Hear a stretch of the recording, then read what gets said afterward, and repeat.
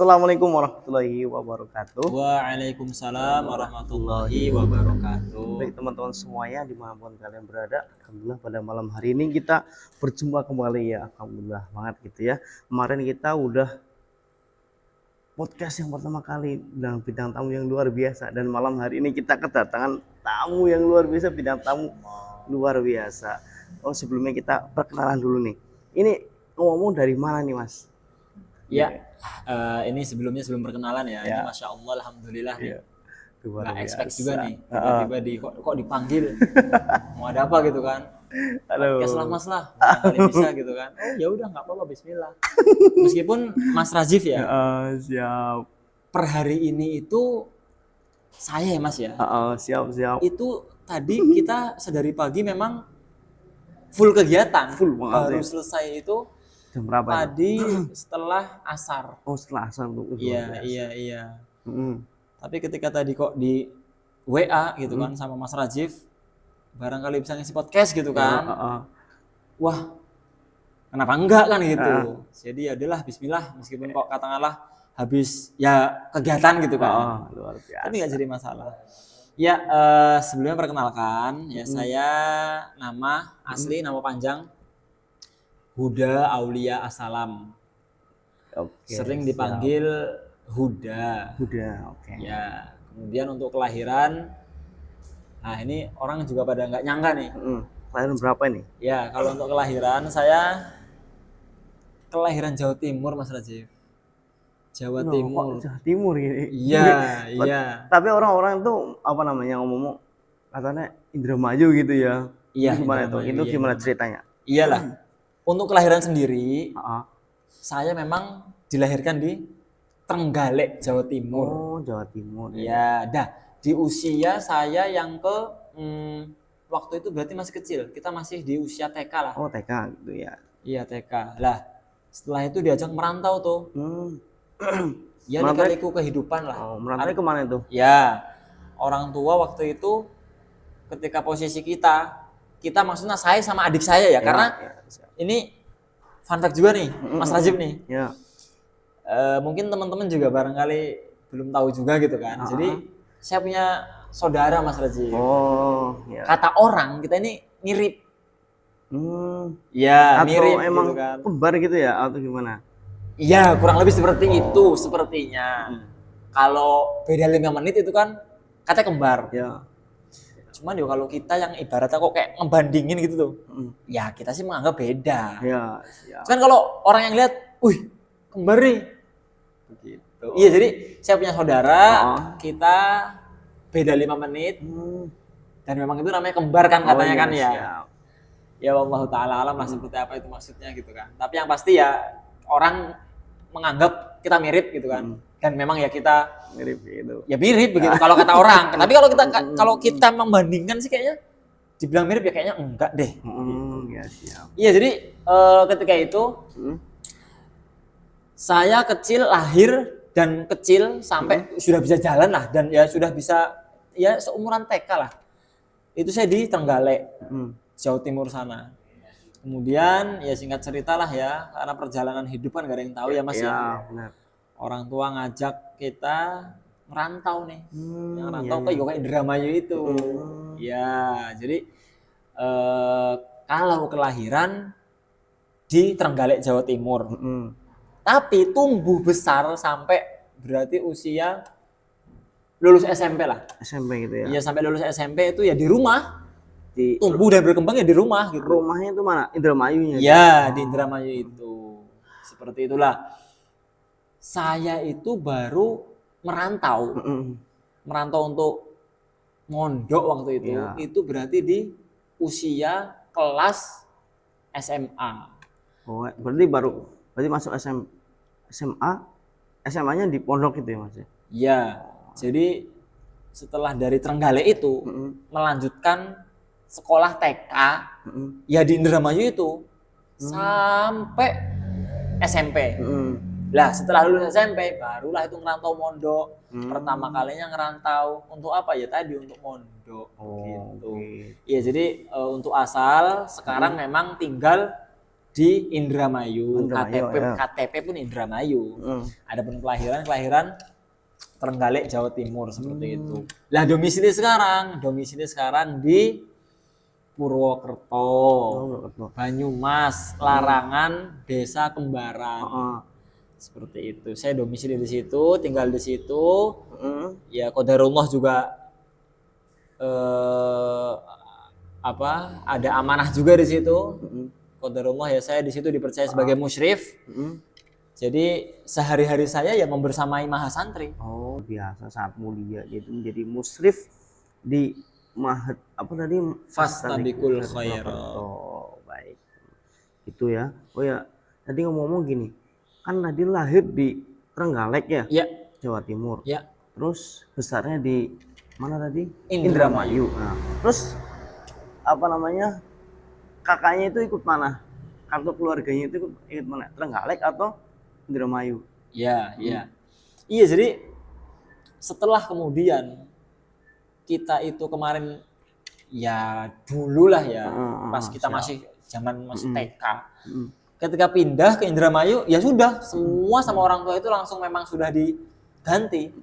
Yuk kakak, ya administrasi keluarga lah ya. Berarti udah itu semua memang sudah jadi warga Indramayu. Oh, Indramayu semuanya Jadi gitu. memang udah pindah lah, pindah tempat lah ya. Gitu. Luar biasa banget. Gitu Mas Razi. Berarti sekarang jadi warga Indramayu ya. Iya, kalau KTP ya memang Indramayu. Terus gini, itu tentang Mas Huda. Terus perjalanan Mas Huda itu sampai ke mana nih, daerah mana? Purwokerto tuh gimana sih perjalanan dulu gitu? Iya, luar biasa. Atau ada impian yang besar yang perlu Mas Huda gapai atau ada lain sebagainya? Iya. Ini Masya Allah luar biasa ya, lika-liku. Artinya memang, dan saya pun kayak yang masih belum menyangka loh, ada di titik ini sekarang. Iya, jadi kita mulai dari lulus SMA lah ya. SMA saya mondok, setelah mondok saya pengabdian 1 tahun. Iya. Gimana perjalanannya biar apa namanya teman-teman yang ada di balik layar atau dimanapun yang mau menyaksikan kita itu di sini biar terinspirasi gitu. Iya. Iya, jadi tadi ya berawal ketika saya lulus SMA. Alhamdulillah ketika itu saya SMA mondok, dan setelah mondok itu kita ada yang namanya syarat wajib ijazah, Mas Najib. Oh, apa itu biasa? Iya, syarat wajib ijazah kita dulu itu adalah pengabdian. Oh, kalau bahasa kuliah PKL apa ya? Apa KN? Wait. Iyalah, kurang lebih seperti itu. Kalau kayak PKL, KKN itu kan hanya ya sebulan 2 bulan lah ya. Kalau kita memang ini berarti kalau disebut pengabdian pondok ya setelah lulus ya. Itu ya kita 1 tahun penuh. Gitu. Dan ini tadi ya sekali lagi saya sampaikan ini syarat wajib, Mas. Jadi kalau kita nggak pengabdian nih, ya ijazah mahat di pondok itu nggak keluar. Begitu. Jadi memang syarat untuk mendapatkan ijazah syahadah ma'had atau pondok ketika itu ya memang wajib harus pengabdian dulu 1 tahun begitu. Berarti syarat wajib ya? Iya, wajib. Lah, jadi setelah selesai mondok SMA 3 tahun, kemudian berlanjut ke pengabdian 1 tahun. Lah, setelah 1 tahun agak bimbang nih. Mau langsung kuliah atau mau ke ma'had lagi ketika itu.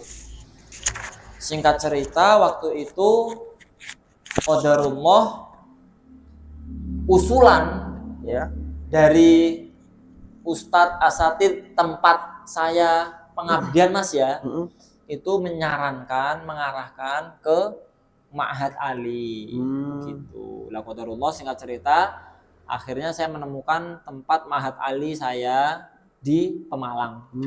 Gitu. Jadi setelah pengabdian 1 tahun, SMA 3 tahun, pengabdian 1 tahun, kemudian setelah itu lanjut ke Ma'had Ali. Di mana? Di Pemalang.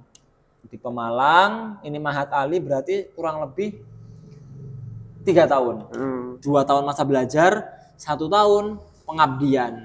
Dan ini lagi-lagi syarat syahadah, syarat kelulusan, syarat ijazah serta syahadah Ma'had Ali. Gitu ya. Ini adalah syarat wajib ijazah ketika itu. Jadi SMA yo kita syarat kelulusannya dengan pengabdian. Ketika sudah masuk Ma'had Ali juga pengabdian lagi, dan ini lagi-lagi syarat ijazah dan syahadah ketika itu. Luar biasa. Lah, setelah itu lagi-lagi rasa bimbang datang lagi Mas Rajib. Gimana? Ya jadi ketika itu setelah pengabdian mau berakhir ya, itu saya sempat mikir bingung, ya Allah ini setelah ini mau kemana gitu kan. Bingung ya. Saya jujur Mas Rajib ini, ketika itu saya memang ada niat untuk kuliah, tapi jujur memang ketika itu masih belum ada gambaran tuh untuk biaya segala macam. Itu kuliah kan nggak murah gitu kan. Gambaran kita ya kuliah ini kan biayanya besar, kemudian belum nanti tempat tinggalnya gitu kan. Jadi ketika itu ya Allah, saya itu ya banyak coba apa ya, kayak lebih banyak menyendiri, merenung. Juga setiap kali berdoa, saya masih ingat sampai sekarang, yang saya minta itu pokoknya ya Allah, tempatkan saya di lingkungan yang memang di situ lingkungan pesantren, lingkungan asrama. Karena saya basicnya tahfidz, saya menginginkan tempat yang memang di situ ada program tahfidznya. Begitu, dan qadarullah, Masya Allah, dan ini saya masih ingat sampai sekarang. Terus saya ingat begitu kan, jadi bahan pelajaran lah ya. Ya alhamdulillah ya, ketika saya pengabdian, menjelang mau selesai pengabdian saya di Ma'had Ali waktu itu, Ma'had mengadakan daurah. Dan singkat cerita, di daurah itu ada peserta yang memang punya Ma'had. Dia punya Ma'had dan dia sedang membutuhkan musyrif waktu itu. Ya. Dan singkat ceritanya, pemilik ataupun mudir Ma'had ini, yang memiliki Ma'had ini, dia coba komunikasi dan ngobrol dengan saya, dan mungkin di situ ada kecocokan, dan dari situ berawallah ajakan, namanya Ustadz Aldi. Ya, beliau mengajak saya, ya sudah kalau memang Mas Huda pengen, kita ada Ma'had dan kita memang sedang membutuhkan musyrif waktu itu. Akhirnya ya udah, ya sudah, bismillah. Tempatnya di Purwokerto. Nah, ini awal mulanya nih. Sampai sekarang, saya sekarang di Purwokerto sampai sekarang. Nah, ini awal mulanya. Jadi ketika selesai daurah, saya diminta untuk menjadi musyrif di Ma'had Fastabiqul Khairat. Begitu. Oleh siapa ya tadi? Oleh mudir. Waktu itu belum jadi mudir, tapi tahun depannya akan menjadi mudir seperti itu. Tahun yang nantinya saya akan musyrif di situ, menjadi musyrif di situ, beliau Ustadz Aldi akan kemudian menjadi mudirnya. Mudir itu berarti direktur Ma'had lah ya, pemimpin Ma'hadnya lah ya, pengelola, direktur lah, jabatannya berarti ya paling tinggi lah kalau di Ma'had seperti itu. Iya, jadi seperti itu. Singkat cerita, setelah saya selesai pengabdian, akhirnya saya konfirmasi nih ke pihak Fastabiqul Khairat. Ya alhamdulillah Ustadz, kita sudah selesai pengabdian dan insya Allah saya bersedia dan setuju kalau memang akan kemudian bisa diangkat menjadi musyrif di Fastabiqul Khairat. Oh enggak, siap Mas Huda, nanti kita jemput pakai travel. Masih ingat sampai sekarang. Dan waktu itu travel itu datang ke Pemalang ya, kurang lebih jam 9:30. Malam atau pagi tuh? Malam Mas, luar biasa. Iya malam. Saya nunggu, ya alhamdulillah akhirnya datang tuh, hampir jam 9:30-an. Datang, kemudian kita ya udah kemas-kemas lah ya, tinggal masukin barang aja. Kemudian ya sudah, kita pamitan dengan Ustadz yang di Ma'had Ali tempat saya pengabdian gitu kan.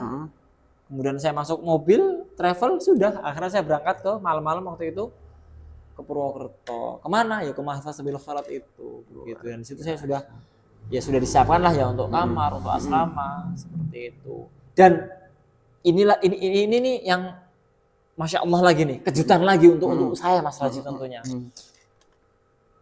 Saya sudah bersyukur waktu itu, alhamdulillah ya Allah. Ini memang kayak saya itu merasa, ini ya ternyata jawaban doa yang selama ini saya minta loh. Artinya ketika dulu saya meminta, ya Allah tempatkan saya nanti ketika sudah dari Ma'had Ali ini, saya pengen tetap di lingkungan ma'had, di lingkungan pesantren, di lingkungan yang memang di situ apa ya, nuansanya itu memang asrama dan pesantren gitu loh. Dan alhamdulillah Allah tuh jawab itu gitu kan. Dengan menempatkan saya di fastabiqul khairat. Lah, rasa bimbang muncul lagi tuh. Ya jadi Masya Allah ternyata memang ya pelajarannya hidup ini kayaknya ya akan terus dan selalu Berputar atau gimana itu? enggak apa ya, rasa overthinking, rasa kemudian bimbang itu kayaknya selalu ada loh. Ya jadi ketika dulu saya minta ke Allah agar ditempatkan di ma'had lagi gitu kan, artinya enggak yang lepas dari lingkungan ma'had. Oke, alhamdulillah saya bersyukur Allah tempatkan saya di situ. Iya. Dan setelah saya sudah merasa kerasan ya di situ, saya kayak mikir ya Allah, saya kayak pengen lanjut ke jenjang perkuliahan apa ya begitu kan. Dan ini coba saya komunikasikan nih dengan pihak Ma'had Fastabiqul Khairat waktu itu, Ustadz Aldi terutama. Kira-kira memungkinkan nggak ya kalau seandainya saya kuliah begitu kan. Responnya alhamdulillah baik Mas Rajif. Dan ini yang kemudian membuat saya yang oh ya Allah ini ya luar biasa banget gitu loh. Artinya Allah kayak yang ya terus ngasih terus loh. Bener-bener. Iya. Jadi ternyata respon dari ma'had pun ya kayak ya mendukung gitu kan. Dalam arti ya sudah Mas Huda, kalau memang Mas Huda ada keinginan niatan untuk kuliah, bismillah kita bantu gitu kan. Seperti itu. Jadi setelah saya mengajukan ya permintaan, ya menanyakan lah ya, kira-kira memungkinkan nggak ya kalau seandainya saya sambil kuliah begitu kan, musyrif, kemudian ada sambilannya kuliah begitu. Nah ini nggak kebayang sibuknya seperti apa gitu. Ya benar-benar.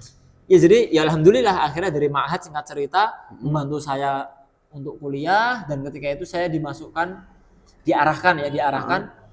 ke jalur beasiswa. Dan lagi-lagi qadarullah nih Mas Rajif ya kan. Tes demi tes saya ikuti, dan ya alhamdulillah saya lulus tesnya dan saya mendapatkan beasiswa itu gitu. Di mana? Di Universitas Muhammadiyah Purwokerto. MP teman-teman, luar biasa perjuangan jadi luar biasa. Jadi apa namanya? Kita tuh harus yakin gitu ya bahwasanya Allah pasti bahwasanya kita pasti selalu bersama Allah. Allah pasti bersama kita gitu ya. Jadi ketika kita ingin apapun itu harus yakin pasti Allah akan bantu kok gitu ya. Jadi teman-teman semuanya dimanapun kalian berada gitu ya, kan kadang banyak kan gini Mas, Mas Huda.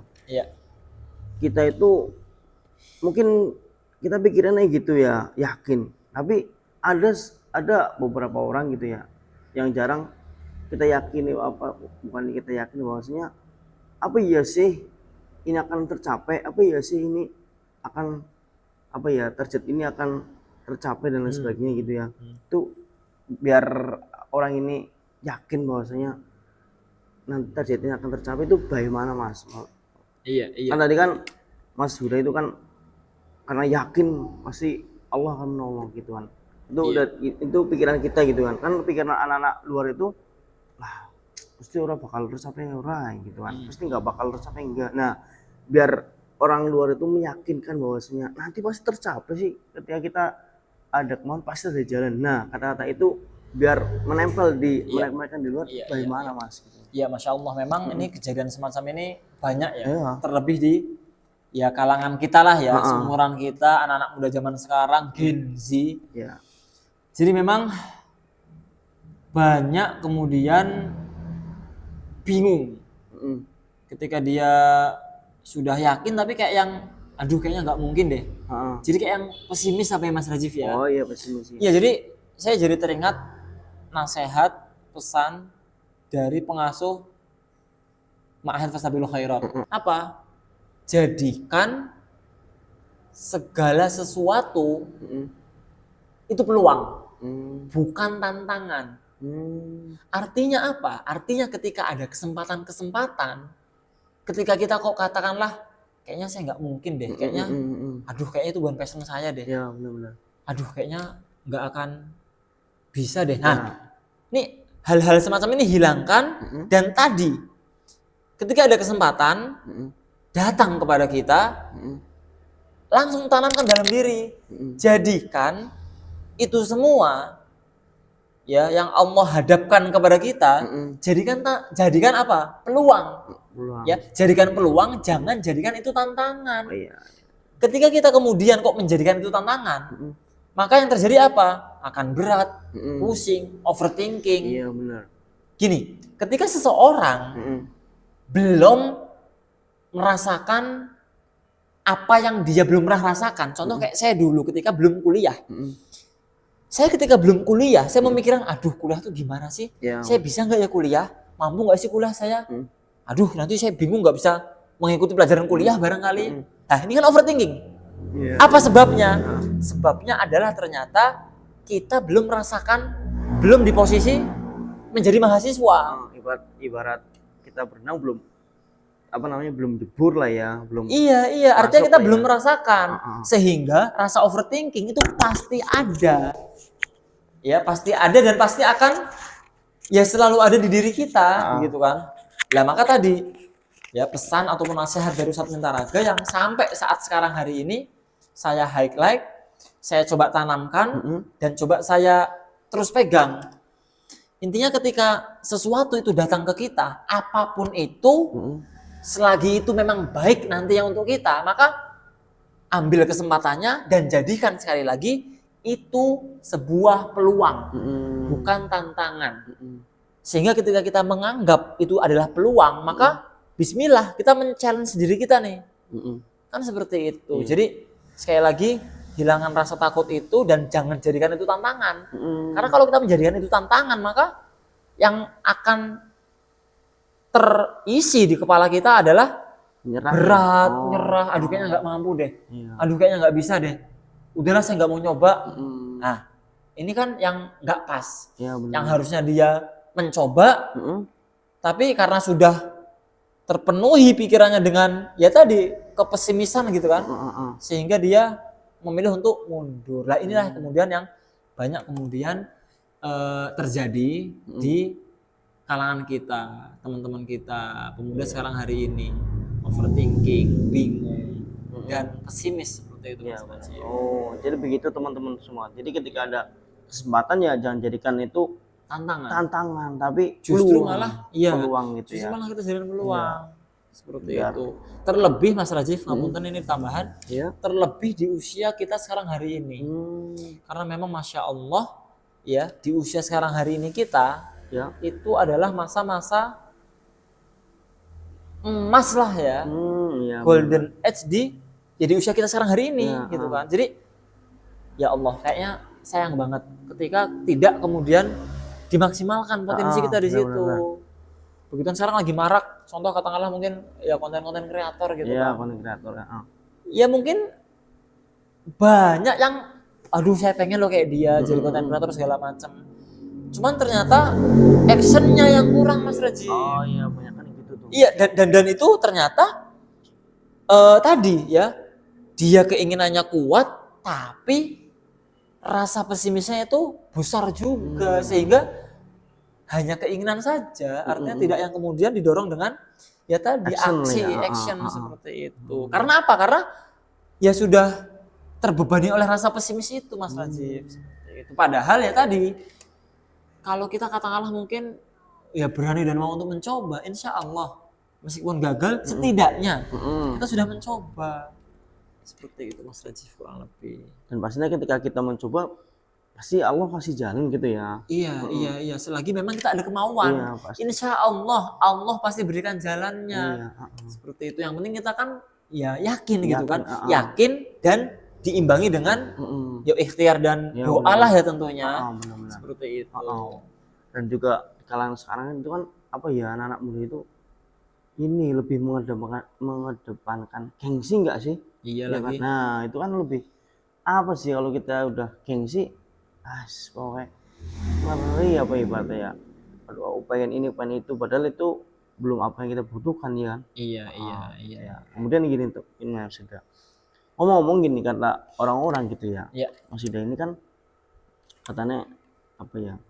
Public speaking-nya bagus gitu ya. Nah, gitu ya kata orang gitu ya. Kata orang Nah, ya. kan Ya, gitu ya. jadi kalau public speaking sebenarnya saya juga masih belajar Mas Dan Rajiv. itu awal mulanya gimana sih? Apa kita harus banyak baca atau kita nyari di mana dan lain sebagainya? Iya. Gimana? Iya, jadi Heeh. ya saya coba mulai apa ya? Ingin kemudian coba membranding lah. Artinya ini berarti berawal sejak kemarin saya qadarullah alhamdulillah saya ketika kemarin ikut pemilihan dai Sebanyumas Mas Rajiv. Iya. Alhamdulillah lolos di 3 besar. Luar biasa. Lah dari sinilah saya kayak yang mungkin mungkin fashion saya di sini apa ya. Lah maka sejak saat itu saya coba berusaha melatih nih. Karena gini Mas Rajiv, untuk bisa kemudian public speaking yang baik, itu ternyata bisa dilatih loh, ada caranya loh. Jadi saya katakan kurang tepat ketika ada yang berstatement, aduh saya orangnya introvert lah, saya malu kalau di depan kamera lah, aduh saya kalau ngomong belibet lah. Nah, ini sebenarnya kurang pas nih Mas Rajiv. Lah kenapa? Ilmu di public speaking itu ternyata bisa dipelajari. Dan ketika dia menganggap, ketika seseorang menganggap dirinya itu introvert, ini bukan alasan. Lah kenapa? Karena public speaking itu bisa dilatih. Begitu. Kalau tadi Mas Rajiv bilang ini kayaknya Mas Huda sudah jago di public speaking. Yo enggak, ya kita masih belajar lah ya, belajar sama-sama belajar. Kata orang-orang gitu kan. Iya, Kan kebanyakan anak-anak muda sekarang pada minder itu. Aku pengen kayak dia tapi aduh aku malu, pengen tampil tapi aduh masih malu. Nah itu tuh gimana tuh? Kan banyak anak-anak muda gitu kan, pengen tuh tapi nggak ada action gitu. Iya. Kembali ke tadi Mas Rajiv. Jadi sangat amat disayangkan ketika di usia sekarang kita kalah dengan rasa malu loh. Jadi ayo gitu kan, mumpung sekarang hari ini kita masih di usia yang bisa dikatakan produktif lah ya. Artinya jangan sia-siakan itu dan jangan lewatkan itu gitu kan. Jadi ketika sekarang hari ini kita menginginkan, contoh katakanlah mau jadi content creator, atau mungkin katakanlah mau jadi public speaker gitu kan ya. Itu ya coba aja dulu, latihan aja dulu. Karena sekali lagi tadi, ilmu public speaking itu bisa dilatih. Ketika seseorang menganggap dirinya introvert, itu bukan alasan. Itu masih bisa dilatih gitu kan. Tinggal kita mau apa enggak gitu ya. Iya gitu kan. Tinggal kita mau atau enggak. Kalau memang kita mau, ya bismillah kita coba action dan bergerak. Karena apa? Karena tadi sangat amat disayangkan ketika di usia sekarang hari ini kita produktif tapi kita kayak masih kalah dengan rasa malu kita ketika kita ingin mencoba hal-hal baru. Contoh mungkin ketika ya public speaking gitu kan. Ketika kita pengen jago di dalam ya berbicara di depan umum, di halayak ramai, kita masih mengedepankan rasa malu kita. Ya mau sampai kapan? Karena ya kalau bukan sekarang, kapan lagi gitu ya? Kapan? Iya. Kalau bukan kita, siapa lagi gitu ya? Iya, jadi sangat amat disayangkan. Maka ini buat teman-teman juga, ayo mari sama-sama. Artinya ya saya ngomong kayak gini juga untuk diri saya. Ayo mari di usia sekarang hari ini kita yang masih usia-usia produktif. Ayo mari kita kembangkan potensi kita. Karena ya namanya penyesalan ya Mas Rajiv ya. Benar. Datangnya kan masih di akhir, bener banget. Kalau di awal namanya pendaftaran. Gitu iya bener banget. Jadi jangan sampai kemudian ketika usia kita nanti katakanlah sudah lanjut, ya di usia katakanlah mungkin sudah menikah, mungkin sudah punya keluarga, merasa kayak yang merasa tertinggal, merasa kayak yang dulu kayak nggak memaksimalkan potensi di usia muda barangkali, tidak memaksimalkan potensi di usia produktif. Nah itu penyesalan semacam ini kan nanti datang ketika sudah ya tadi di usia-usia senja seperti itu. Jadi jangan sampai kemudian kita nanti di usia senja barulah kita menyesal. Begitu Mas Raj. Jadi mari ayo sama-sama teman-teman di usia kita yang sekarang hari ini produktif, usia-usia yang mungkin masih bisa dibilang aktif-aktifnya lah ya. Mari ayo sama-sama kita kita maksimalkan potensi kita di situ. Ya tentunya dengan sesuai passionnya di mana. Seperti itu Mas Raji. Siap. Jadi gitu teman-teman semuanya. Jadi ketika kita ingin public speakingnya, kemudian ketika kita ingin tampil gitu ya udah paksa aja gitu ya Mas. Paksakan diri. Entah seperti apa hasilnya. Bismillah. Yang penting saya sudah latihan, saya coba cari di YouTube. Sekarang kan banyak itu kan tutorial segala macam banyak. Sebenarnya itu bisa ditonton, bisa dipelajari dan bisa dipraktekkan tentunya. Dan ketika kita sudah banyak praktek, itu kan nanti jam terbang kan semakin tinggi Mas Raji. Terlebih diimbangi dengan mungkin praktek. Kalau mahasiswa itu kan biasanya di kelas itu banyak presentasi. Nah, ini bisa sebenarnya dijadikan pengaruh banget ya. Iya. Contoh kita di rumah ya kayak latihan lah ya, public speaking segala macam. Lah, keilmuan yang sudah kita latih ini kita implementasikan di presentasi kelas itu. Awal-awal dari situ dulu aja nggak apa-apa, gitu kan? Ketika mungkin nanti itu sudah berhasil, sudah pede, rasa grogi sudah tidak ada gitu kan, barulah mungkin nanti coba ke ranah yang lebih tinggi lagi barangkali, event-event atau mungkin acara-acara. Coba kita tampil barangkali. Nah, itu kan nanti jam terbang itu semakin tinggi gitu kan. Jadi nanti ya semakin banyak kita mencoba praktek, jam terbang juga semakin tinggi dan pengalaman pun akan semakin banyak tentunya. Dan walaupun nanti hasilnya belum maksimal ya tidak mengapa ya. Yang penting kita udah mencoba dulu. Iya, gitu. benar banget. Kadang orang-orang itu minder. Aduh, pasti nanti hasilnya gini kurang maksimal jadi lah udahlah gitu banyak. Iya benar banget. Iya begitu. Jadi jangan sampai kita kalah lah sama rasa pesimis kita. Hasil apapun nanti hasilnya, yang penting bismillah kita sudah usaha gitu kan. Pasti ketika kita sungguh-sungguh bismillah ya karena memang pengen bisa gitu kan. Insya Allah ya se-introvert apapun orangnya, ketika dia memang benar-benar serius mau belajar public speaking, insya Allah bisa. Insya Allah mampu. Seperti itu Mas Raji. Kalau sebaiknya berarti kita harus banyak baca nggak sih? Benar banget. Iya. Nah, itu jadi bukunya ada buku khususnya nggak sih? Atau misalkan apapun itu bukunya kita baca semua atau gimana itu? Iya. Iya jadi ternyata ini juga sudah menjadi rahasia umum lah ya. Para public speaker yang di luaran sana ternyata ya mereka karena banyak berbicara dalam arti ya karena public speaking gitu kan, public speaker di luar undangan harus ngomong itu kan ternyata perbendaharaan kata kan juga harus selalu terus ditambah. Ya benar-benar. Nah, untuk menambah perbendaharaan kosakata dalam diri itu kan salah satu caranya dengan apa? Ya dengan membaca Mas Rajif. Jadi ternyata ya kalau dibilang apakah membaca ini menunjang public speaking kita, jelas Mas Rajif. Jadi gini, ketika semakin banyak seseorang itu membaca, maka apa yang nanti disampaikan itu pasti akan berbeda dengan orang yang mungkin tidak banyak membaca. Walaupun dua-duanya mungkin pede dalam berbicara, tapi pasti akan berbeda.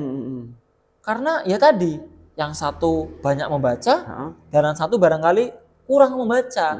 Pasti akan ada perbedaan di situ. Karena ketika kita atau seseorang banyak membaca, maka tadi ya perbendaharaan kata, kosakata itu akan semakin banyak. Seperti itu. Kalau misalkan gini, orang ini pengen lancar public speaking tapi malas bahasa, itu gimana tuh?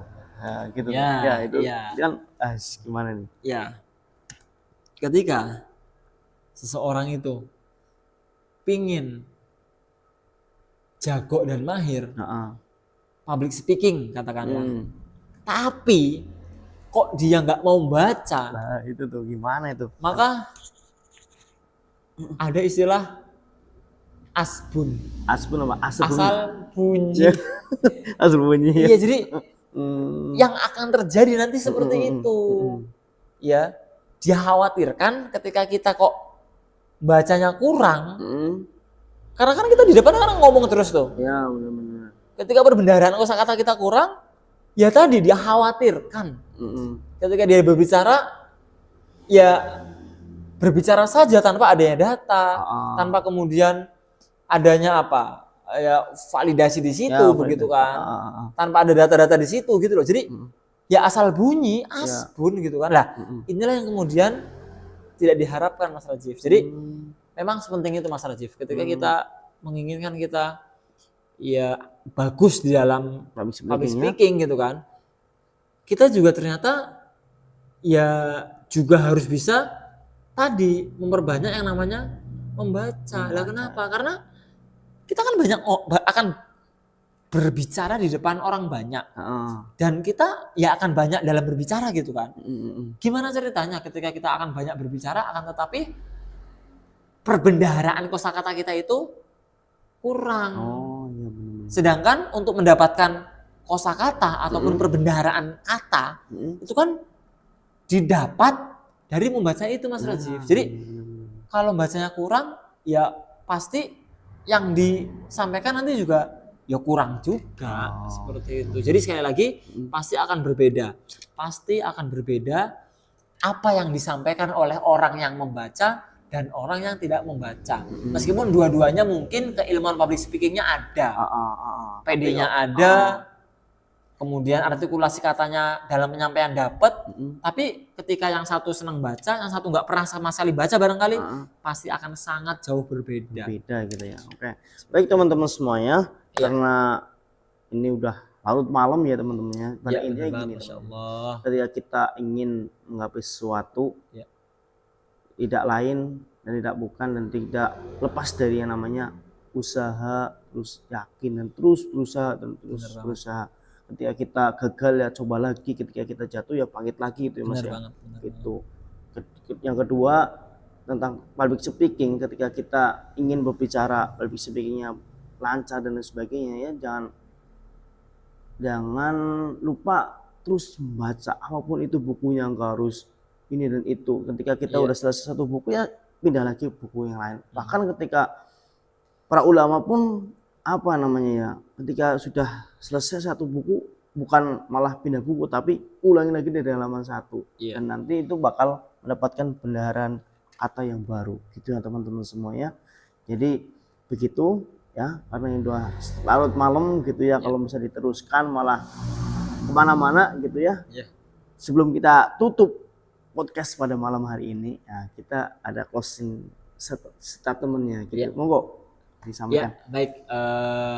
Lagi-lagi teman-teman, saya coba mengulang ya apa yang kemudian tadi disampaikan oleh pengasuh, pembina, ustadz sekaligus guru saya di Fastabul Khairat. Kita di usia yang sekarang hari ini Masya Allah, di usia-usia emas, usia-usia produktif. Tadi silakan garis bawahi, jadikan ini highlight. Apa? Jadikan segala sesuatu yang datang kepada kita itu jadikan sebagai peluang dan jangan jadikan itu tantangan. Ketika kita menjadikan apapun itu yang datang ke kita sebagai peluang, maka itu akan menjadi pengalaman baru untuk kita. Apapun hasilnya, kita serahkan itu sama Allah dan itu kita lihat nanti. Yang penting apa? Yang penting kita fokus sama usaha kita. Adapun hasil insya Allah tidak akan mengkhianati usaha. Seperti itu Mas Rajif. Oke, terima kasih closing statementnya.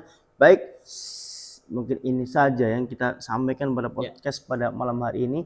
Insya Allah nanti ketika kita ini baik dan baik terus, kita akan next time ke podcast selanjutnya, kita akan ataupun ke episode selanjutnya. Oke, terima kasih atas kunjungannya Mas Huda Sabana Aulia. Assalamualaikum atas waktunya, atas kesempatannya. Mudah-mudahan apa yang kita lakukan pada malam hari ini Allah berkahi. Oke. Sampai jumpa di lain waktu. Assalamualaikum warahmatullahi wabarakatuh.